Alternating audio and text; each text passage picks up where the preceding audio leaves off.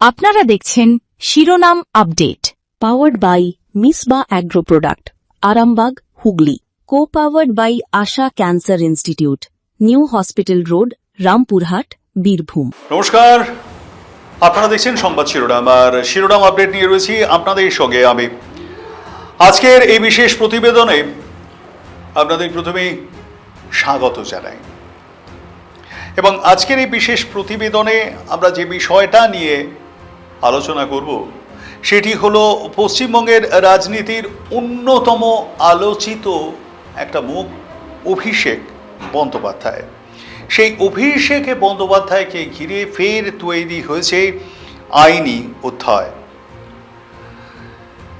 বিদেশে চিকিৎসার অনুমতির চেয়ে তার যে আবেদন, সেই আবেদন নিয়েই তৈরি হয়েছে কলকাতা হাইকোর্টে। আপনারা জানেন যে প্রত্যাখ্যাত হয়েছে সেটা, এবং এরপর তিনি দ্বারস্থ হন দেশের শীর্ষ আদালতে। কিন্তু দেশের শীর্ষ আদালত অর্থাৎ সুপ্রিম কোর্ট এই গোটা বিষয়টা নিয়ে কি বলল? আদালত কি আদৌ অভিষেককে বিদেশে চোখের চিকিৎসা করাবার জন্য অনুমতি দিয়েছে, নাকি অন্য কোনো নির্দেশ দিয়েছে? এবং এই মামলার যে আইনি তাৎপর্য সেটাই বা কি, রাজনৈতিক প্রভাবই বা কতটা, এই বিষয়গুলো নিয়ে আজকে আমরা এই বিশেষ প্রতিবেদনে তুলে ধরবার চেষ্টা করব। আদালতের পর্যবেক্ষণ কি বলছে, আইনি বিশেষজ্ঞদের মতামতের সারাংশ, এবং অবশ্যই রাজনৈতিক প্রতিক্রিয়ার বিশ্লেষণ। অভিষেক বন্দ্যোপাধ্যায়ের দাবি যে তার চোখের একটা বিশেষ চিকিৎসার জন্য বিদেশে যাওয়ার প্রয়োজন রয়েছে তার, এবং সেই উদ্দেশ্যেই তিনি আদালতের অনুমতি চান। তবে বিচারাধীন মামলার প্রেক্ষাপটে কলকাতা হাইকোর্ট সেই অনুমতি কিন্তু দেয়নি, এবং আদালতের মতে মামলার প্রাসঙ্গিক দিকগুলি বিবেচনায় এই পর্যায়ে বিদেশ যাত্রার অনুমতি দেওয়া সমীচীন নয়। এবং আদালত যেটা জানিয়েছিল যে কলকাতার এসএসকেএমে কি আপনি কোনোদিন চিকিৎসা করেছেন? কলকাতার এসএসকেএমে আপনি যান, সেখানে চিকিৎসা করুন, সেখানে বিশেষজ্ঞ চিকিৎসকরা রয়েছেন। তারা যদি সেখানে বলেন যে না, এনার এই চিকিৎসা আমাদের এই দেশ ভারতবর্ষের কোনো জায়গায় করা সম্ভব নয়, তখন বিষয়টা নিয়ে ভাবা যেতে পারে, অর্থাৎ তখন আদালত সেটা ভেবে দেখবে। কলকাতা হাইকোর্টের এই রায়কে চ্যালেঞ্জ করেই এরপর সুপ্রিম কোর্টের দ্বারস্থ হন অভিষেক বন্দ্যোপাধ্যায়, এবং সুপ্রিম কোর্ট এই আবেদনটি গ্রহণ করে। তবে সর্বোচ্চ আদালত সরাসরি কিন্তু অভিষেক বন্দ্যোপাধ্যায়কে বিদেশে গিয়ে চিকিৎসা করাবার কোনো অনুমতি বা নির্দেশ কোনোটাই দেয়নি। তার পরিবর্তে কি জানিয়েছে না, এই মামলাটি কলকাতা হাইকোর্টে ফিরিয়েছে, এবং কলকাতা হাইকোর্টে যত দ্রুত শুনানির ব্যবস্থা করার নির্দেশও দিয়েছে, এবং যাতে আবেদনটির দ্রুত নিষ্পত্তি হয়ে যায়। অর্থাৎ সুপ্রিম কোর্ট মূল বিষয়ে চূড়ান্ত সিদ্ধান্ত না নিয়ে দ্রুত বিচার প্রক্রিয়ার ওপর জোর দেয়। আইন বিশেষজ্ঞ যারা আছেন তাদের সঙ্গে কথা বলেছিলাম, তারা বলছেন যে বিচারাধীন মামলায় বিদেশ যাত্রার আবেদন যদি আসে, সেক্ষেত্রে আদালত সাধারণত কয়েকটা বিষয় একটুখানি বিবেচনা করে।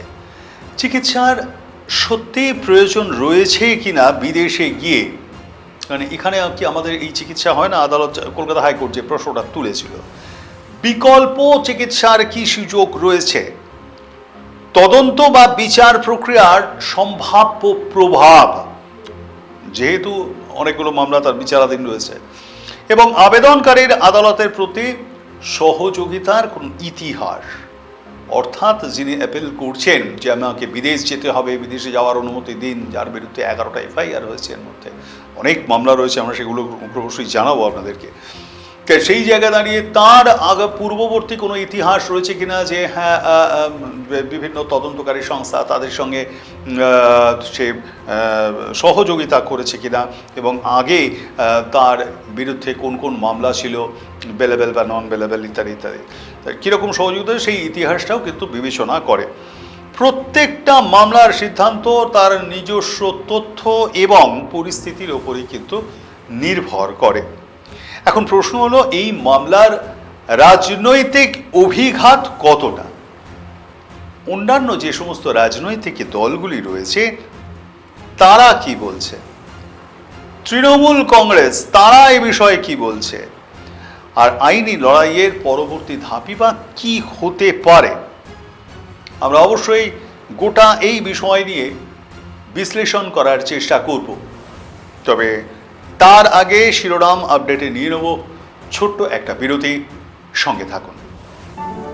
আপনাদের যে কোনো আনন্দযজ্ঞে কিংবা সপরিবারে সময় কাটানোর জন্য অবশ্যই যোগাযোগ করুন আমাদের সঙ্গে। সুসজ্জিত ঘর, সুস্বাদু এবং স্বাস্থ্যকর খাবার ও মনোরম পরিবেশ। আমাদের ঠিকানা silver accord premier resort, ITI মোড়, মালদা, পশ্চিমবঙ্গ। যোগাযোগ ৭৭১৯৩ ৮১৮41, ৭৭১৯৩ ৮১৮42, ৭৭১৯৩ ৮১৮43। If the hills could write letters, they'd begin with, "Hope you're resting well." They'd tell you to pause, to breathe, to listen to the quiet. They'd remind you that joy doesn't shout. It hums softly in green. And they'd end with this, "Come soon, we've missed you." Resort Trimoti, where nature still writes love letters. আপনারা দেখছেন শিরোনাম update, powered by Misba agro product, Arambagh, Hooghly. Co powered by Asha cancer institute, new hospital road, Rampurhat, Birbhum. ফিরে এলাম বিরতির পর, সঙ্গে থাকবার জন্য ধন্যবাদ। আপনারা দেখছেন শিরোনাম আপডেট। আমরা বিরতির আগে যে বিষয়টা বলছিলাম যে কিভাবে বিদেশে চিকিৎসার অনুমতি না পাওয়ার পর অভিষেক বন্দ্যোপাধ্যায় সুপ্রিম কোর্টের দ্বারস্থ হন এবং সর্বোচ্চ আদালত দ্রুত শুনানির জন্য এই মামলাটিকে ফের কলকাতা হাইকোর্টেই কিন্তু পাঠিয়েছে। এবার এই মামলাকে ঘিরে রাজনৈতিক মহলে কি প্রতিক্রিয়া একটু জেনে নেওয়া দরকার রয়েছে, আর আইনি দৃষ্টিকোণ থেকেই বা এর তাৎপর্যটাই কি। রাজনৈতিক প্রতিক্রিয়া যদি আসে তাহলে বলবো যে এই ঘটনাটা সামনে আসার পর থেকেই পশ্চিমবঙ্গের রাজনৈতিক মহলে একটা আলোচনা শুরু হয়েছে, পাশাপাশি একটা চাপা গুঞ্জনও কিন্তু শুরু হয়েছে। তৃণমূল কংগ্রেসের নেতারা দাবি করেন এটা একজন জনপ্রতিনিধির চিকিৎসার অধিকার সংক্রান্ত বিষয় এবং আদালতের সামনে সমস্ত প্রয়োজনীয় নথি উপস্থাপন করা হয়েছে ইতিমধ্যেই। তাদের বক্তব্য যে এই বিচার প্রক্রিয়ার প্রতি পূর্ণ আস্থা রেখেই আইনি পথ অনুসরণ করা হচ্ছে। অর্থাৎ তাদের দাবি সমস্ত কিছু যেহেতু দেওয়া হয়েছে, যাবতীয় কিছু এভিডেন্স বা যেগুলো পেপারস এখানে লাগে সেই সমস্ত পেপারস, এবং তাকে অর্থাৎ অভিষেক বন্দ্যোপাধ্যায়কে অনুমতি দেওয়া হোক বিদেশ যাত্রা তার চিকিৎসার জন্য। অন্যদিকে বাম, বিজেপি, কংগ্রেস, আইএসএফ তাদের মতন যে রাজনৈতিক দলগুলির বক্তব্য, যেহেতু বিষয়টা আদালতের বিচারাধীন তাই আদালতের সিদ্ধান্তই সেক্ষেত্রে চূড়ান্ত সিদ্ধান্ত বলে গৃহীত হবে। তারা বলেন আইন কিন্তু সবার জন্যই সমান এবং আদালতের নির্দেশ অবশ্যই মেনে চলা উচিত। আইনি প্রেক্ষাপট কি বলছে? ভারতের সংবিধান অনুযায়ী প্রত্যেকটি নাগরিকের চিকিৎসা পাওয়ার অধিকার রয়েছে, কোনো সন্দেহ এখানে নেই।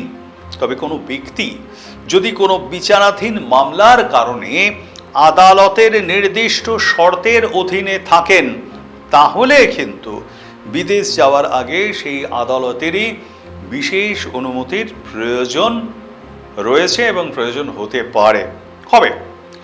এই ধরনের মামলায় আদালত সাধারণত চিকিৎসার যাবতীয় নথি, চিকিৎসার কতটা প্রয়োজনীয়তা রয়েছে দ্রুত গিয়ে এবং এটা এক্ষুনি করতে হবে, না হলে রোগীর যখন তখন অবস্থা হয়ে যেতে পারে, এই সমস্ত একটা ব্যাপারগুলো রয়েছে। এখানে তো যখন তখন অবস্থা মানে চোখ তার নষ্ট হয়ে যেতে পারে কিনা ইত্যাদি ইত্যাদি ব্যাপারগুলো, এই সমস্ত কিছু লিখতে হবে ডাক্তারকে বা লেখা থাকতে হবে এবং সেটা অবশ্যই যাচাই করে নেওয়া হবে। তদন্তে প্রভাব কোনো রকমভাবে যে সমস্ত তদন্তগুলি রয়েছে তার বিরুদ্ধে, তা সেখানে তদন্তে কোনো রকমভাবে প্রভাব পড়বে কি না এটাও কিন্তু একটা ব্যাপার। এবং আবেদনকারীর পূর্ববর্তী আচরণ, আমি যেটা আগেও বললাম যে আগে এই রকম ক্ষেত্রে অভিষেক বন্দ্যোপাধ্যায় যে তদন্তকারী সংস্থাগুলি রয়েছে বা তদন্তকারী অফিসার যারা রয়েছে সেই সমস্ত সংস্থা তাদের সঙ্গে তদন্তে পূর্ণ সহযোগিতা করেছেন কিনা এই বিষয়গুলো যেমন জানা জরুরি, এবং তার পাশাপাশি চোখের চিকিৎসার কতটা এমার্জেন্সি রয়েছে, অর্থাৎ জরুরি ব্যাপার রয়েছে যে এক্ষুনি বিদেশ যেতে হবে, না হলেই একটা কিছু এসপার হয়ে যেতে পারে, এইরকম একটা ব্যাপার আছে। এবং কোথায় বা অনীহা যে কলকাতার SSKM সে চিকিৎসা করাতে পারবে না, কেন পারবে না, এটাও তো একটা ব্যাপার। এই জায়গাগুলো জাজ করে নিতে চাইছে আদালত। তাই এই ধরনের আবেদন মঞ্জুর করা কিংবা খারিজ হওয়া প্রত্যেকটা মামলার কিন্তু নিজস্ব একটা তথ্য থাকে, তার একটা আলাদা চরিত্র থাকে, আলাদা গতি থাকে, তার উপরেই কিন্তু নির্ভর করে থাকে। এখানে একটা বিষয় কিন্তু পরিষ্কার করে দেওয়াটা ভীষণভাবে জরুরি যে সুপ্রিম কোর্ট কিন্তু সরাসরি এই চিকিৎসার জন্য বা চিকিৎসার কারণে অভিষেক বন্দ্যোপাধ্যায়কে বিদেশ যাত্রার অনুমতি যেমন দেয়নি, তেমনি অভিষেক বন্দ্যোপাধ্যায়ের বিদেশ যাত্রার যে আবেদন করেছিলেন কলকাতা হাইকোর্টের রায়কে চ্যালেঞ্জ করে, সেই আবেদনটা কিন্তু খারিজও করে দেয়নি। উল্টে কলকাতা হাইকোর্টকে কি বলেছে, দ্রুত এটার শুনানি শেষ করে একটা সিদ্ধান্তে যাওয়ার ওপর নির্দেশ দিয়েছে দেশের শীর্ষ আদালত। আর এর মানেটা হচ্ছে চূড়ান্ত সিদ্ধান্ত কিন্তু এখনো পর্যন্ত সেই কলকাতা হাইকোর্ট বলবে, অর্থাৎ বিচার ব্যবস্থার মাধ্যমেই আদালতের বিচারের মাধ্যমেই কিন্তু এখানে পুরো ব্যাপারটার ফয়সালা হবে। এতক্ষণ যে বিষয়গুলো নিয়ে আমরা আলোচনা করছি তার ঘটনাক্রমটা ঠিক কী, সেখানে তো অবশ্যই আমাদের ধুম মারতে হবে একবার, কারণ ঘটনাক্রমগুলি যে এই পরপর কী হলো, কোথায় কেন আদালতের দ্বারস্থ হতে হলো, কেনই বা মামলা হলো, এই ঘটনাক্রমগুলো আমাদের একটুখানি পরপর দেখে নিতে হবে। দেখব অবশ্যই, তবে তার আগে এখন নিয়ে নেব আরও একটা বিরতি। সঙ্গে থাকুন। If the hills could write letters, they'd begin with, "Hope you're resting well." They'd tell you to pause, to breathe, to listen to the quiet. They'd remind you that joy doesn't shout. It hums softly in green. And they'd end with this, "Come soon, we've missed you." Resort Trimoti, where nature still writes love letters. আপনাদের যে কোনো আনন্দযজ্ঞে কিংবা সপরিবারে সময় কাটানোর জন্য অবশ্যই যোগাযোগ করুন আমাদের সঙ্গে। সুসজ্জিত ঘর, সুস্বাদু এবং স্বাস্থ্যকর খাবার ও মনোরম পরিবেশ। আমাদের ঠিকানা silver accord premier resort, ITI মোড়, মালদা, পশ্চিমবঙ্গ। যোগাযোগ ৭৭১৯৩ ৮১৮৪১, ৭৭১৯৩ ৮১৮42, ৭৭১৯৩ ৮১৮43। আপনারা দেখছেন শিরোনাম update, powered by Misba agro product, Arambagh, Hooghly. Co powered by Asha cancer institute, new hospital road, Rampurhat, Birbhum. সঙ্গে থাকবার জন্য ধন্যবাদ। ফিরে এলাম বিরতির পর। আপনারা দেখছেন শিরোনাম আপডেট। আর আগেই আমরা যে বিষয়টা দেখিয়েছি জানিয়েছি আপনাদেরকে, মামলার প্রেক্ষাপট এবং রাজনৈতিক প্রতিক্রিয়া। আমরা এই রাজনৈতিক প্রতিক্রিয়াতে আরও যাব, কারণ রাজনৈতিক বিশেষজ্ঞ মহল কি বলছে তার একটা জানা নেওয়া জরুরি। তবে ঘটনাক্রমটাও কিন্তু একবার তার আগে জেনে নেব। ঘটনার সূত্রপাত হয় অভিষেক বন্দ্যোপাধ্যায় চোখের চিকিৎসার জন্য যখন বিদেশ যাত্রার অনুমতি চান কলকাতা হাইকোর্টে। এরপর তিনি সংশ্লিষ্ট আদালতে স্বাভাবিকভাবেই অ্যাপিল করেন। কলকাতা হাইকোর্ট আবেদনটি বিবেচনা করে, তবে সেই সময় কিন্তু বিদেশ যাত্রার অনুমতি দেয়নি এবং তাকে বলা হয় যে কলকাতার হাসপাতালে কি আপনি কোনোদিন গিয়েছেন? তাহলে কলকাতার হাসপাতালে আপনি যান সেখানে, এবং নামও মেনশন করে দেয় কলকাতার প্রথম রাজ্য সরকারি super speciality hospital SSKM।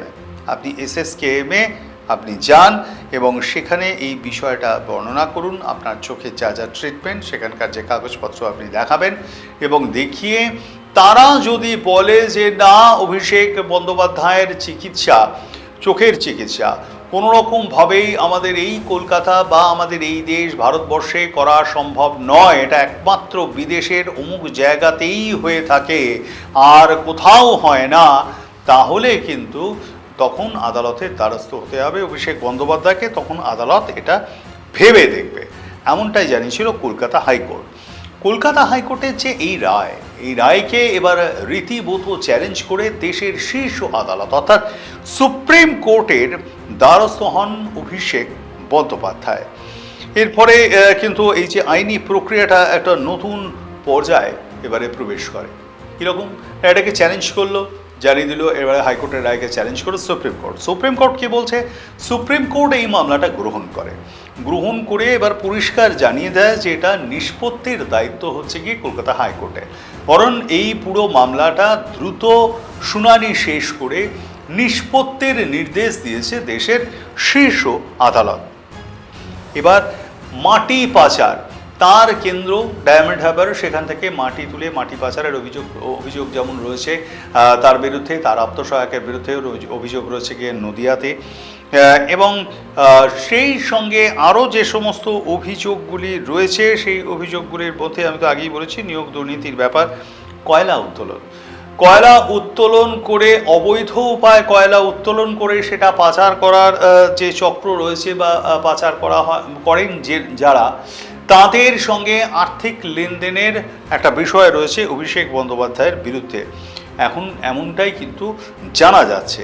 Diamond Harbour তার নিজস্ব নির্বাচনী যে কেন্দ্র, সেই ডায়মন্ড হারবার যে কেন্দ্র থেকে তিনি রেকর্ড ভোটে গত লোকসভা ভোটে জয়ী হয়েছিলেন, সেই ডায়মন্ড হারবারের প্রবীণ নাগরিকদের চিকিৎসার জন্য একটি সংগঠনের নাম শ্রদ্ধার্ঘ, সেখান থেকে 100 কোটি টাকা দুর্নীতির অভিযোগ উঠেছে এই অভিষেক বন্দ্যোপাধ্যায়ের বিরুদ্ধে।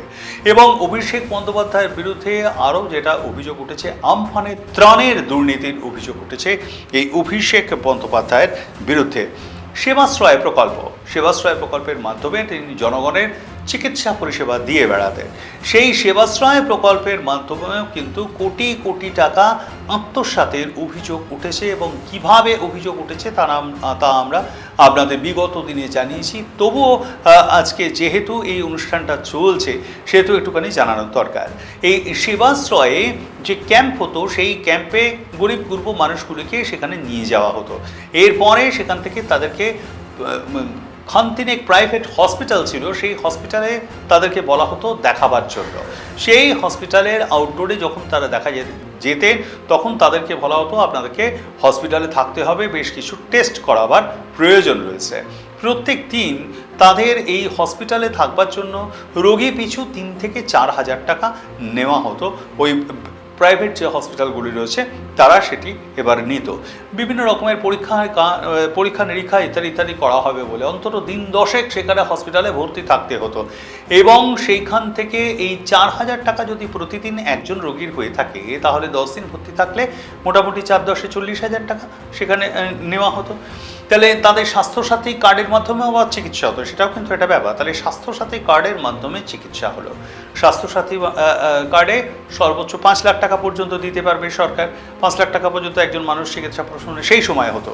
তো তাহলে সেখানে স্বাস্থ্যসাথী কার্ডের মাধ্যমে সরকারের ঘরের থেকে টাকা 40,000 টাকা আমি একজন রোগীর জন্য ধরে নিচ্ছি, তাহলে ওই অ্যাকাউন্টে জমা পড়লো। তাহলে এই রকমভাবে কত টাকা জমা পড়ছে কত লোকের কাছ থেকে, তার বিষয়টা বুঝতে পারছেন। এই রকম যখন অভিযোগ রয়েছে সেবাশ্রয়ের বিরুদ্ধে, তেমনি আবার সেবাশ্রয়ের বিরুদ্ধে সেবাশ্রয়ে চিকিৎসা করিয়ে পাক হইয়েছেন কেউ একটা অভিযোগ। এই অভিযোগটাও কিন্তু অত্যন্ত গুরুতর অভিযোগ, এবং তার বিরুদ্ধে নয় করে গত এই 4 তারিখের পর, মে মাসের 4 তারিখের পর থেকে এ পর্যন্ত প্রায় 11খানে এফআইআর হয়েছে। এবং শুধু তাই নয়, তারপরে তিনি ভোট প্রচারে গিয়ে জনসভায় রাজ্যের তদানীন্তন বিরোধী দলনেতার বাপ্পাপান্ত করেছেন, তার বাবাকে ডেকে সেখানে মানে বিষোদ্গার করেছেন তিনি। বর্তমান মুখ্যমন্ত্রী তখন বিরোধী দলনেতা শুভেন্দু অধিকারীকে তার নাম করে রেখে সেখানে সেই জনসভা থেকে বিষোদ্গার করেছেন তিনি। ধরে আরামবাগের একটি সভায় তো সেখানে গিয়ে ধরে মাফ করবেন, আরামবাগের একটি জনসভায় গিয়ে এই ভোট প্রচারে গিয়ে ধরে ধরে বিজেপির কোন কোন মানে কর্মী আছে যাদেরকে বাড়ি থেকে বার করবেন তিনি, এবং বাড়ি থেকে বার করে তাদেরকে একটু ডিজেতে রবীন্দ্রসঙ্গীত শোনাবে, কারণ উনি ডিজে ছাড়া এমনি নিজেও গান বাজনা শোনেন না মনে হয়, তাই উনি মানুষকেও ভালোবাসেন ডিজের মাধ্যমে গান শোনাতে। তো ডিজের মাধ্যমে আবার রবীন্দ্রসঙ্গীত ওনার নাকি খুব প্রিয়, তাই জন্য উনি মানুষকে বলেছিলেন ডিজের মাধ্যমে উনি 4 তারিখের বেলা 12টার পর, সন্ধে পেরোতে হবে না, বেলা 12টার পরেই 4 তারিখে ডিজেতে রবীন্দ্রসঙ্গীত শোনাবেন। স্বরাষ্ট্রমন্ত্রী অমিত শাহকেও তিনি এইরকমভাবেই প্রায় থ্রেট দিয়েছিলেন যে 4 তারিখের পর উনি অমিত শাহর সঙ্গে দেখা করবেন। কোন 4 তারিখ সেটা বলেননি, কিন্তু 4 মেটা বলেছিল বলেই মনে করা হচ্ছে। তারপরেও কিন্তু আরও 4 তারিখ পেরিয়ে গেছে, জুন পেরিয়ে গেছে, জুলাই পেরিয়ে গেছে, আগস্ট পেরিয়ে গেছে, উনি তারপরে এখনও পর্যন্ত অমিত শাহের সঙ্গে দেখা করেননি, বা দেখা করার হয়তো তার সময় তিনি এখনও পর্যন্ত পাননি। এখন এই যে তার বিরুদ্ধে এতগুলো অভিযোগ, এই অভিযোগগুলো নিশ্চয়ই তার যে সমস্ত আইনজীবীরা রয়েছেন তারা যথেষ্টই ওজনদার এবং দুধে আইনজীবী, তারা তাকে বুঝিয়েছেন যে পরপর যে মামলাগুলি রয়েছে তার বিরুদ্ধে এগুলোতে রক্ষা কবচ না নিলে কিন্তু বিপদ, যে কোনো সময় গ্রেপ্তার হতে পারেন। আর তাই এমন একটা তিনি রক্ষা কবচ চাইছেন যেখানে তাকে কেউ তার বিরুদ্ধে তদন্ত করতে পারে কিন্তু কোনো আইনি পদক্ষেপ নিতে পারবে না, এমন একটা রক্ষা কবচ চাইছে। যদিও আদালত এখনো পর্যন্ত সেই রকম কোনো রক্ষা কবচ অভিষেক বন্দ্যোপাধ্যায়কে দেননি। এখন অভিষেক বন্দ্যোপাধ্যায় কেন কে যে এই রক্ষা কবচ চাইছেন? আসলে অভিষেক বন্দ্যোপাধ্যায় হচ্ছেন সর্বভারতীয় তৃণমূল কংগ্রেস নামে কালীঘাটপন্থী একটি আঞ্চলিক দল রয়েছে, তার সর্বভারতীয় সাধারণ সম্পাদক। যথেষ্টই ওজনদার এই রাজনীতিবিদ, যথেষ্টই প্রভাবশালী এই রাজনীতিবিদ। এখনো পর্যন্ত এই মামলা নিয়ে সুপ্রিম কোর্ট কিন্তু চূড়ান্ত জয় বা চূড়ান্ত পরাজয় এই হিসেবে সুপ্রিম কোর্ট যে রায়টা দিয়েছে সেটা কিন্তু ব্যাখ্যা করাটা ঠিক হবে না, কারণ সুপ্রিম কোর্ট যেটা বলেছে মামলা খারিজ করে দেয়নি, আবার মামলাটা কিন্তু এখানে অভিষেকের পক্ষেও বলে দেয়নি, পরিষ্কার বলে দিয়েছে আদালতে যাও, কলকাতা হাইকোর্টে ফিরে যাও, কলকাতা হাইকোর্টে এই মামলাটা দ্রুত নিষ্পত্তি করা হবে, এমনটাই জানিয়ে দিয়েছে দেশের শীর্ষ আদালত। এখন এরপর কলকাতা হাইকোর্ট কি ডিসিশন নেয় সেটার দিকে কিন্তু আমাদের সকলকেই তাকিয়ে থাকতে হবে। কেমন লাগছে আমাদের এই অনুষ্ঠান অবশ্যই কমেন্ট বক্সে জানাবেন, আর লাইক শেয়ার সাবস্ক্রাইব করতে ভুলবেন না। শিরোনাম আপডেট আজ এই পর্যন্তই। দেখতে থাকুন সংবাদ শিরোনাম। নমস্কার। আপনারা দেখছেন শিরোনাম update, powered by Misba agro product, Arambagh, Hooghly. Co powered by Asha cancer institute, new hospital road, Rampurhat, Birbhum.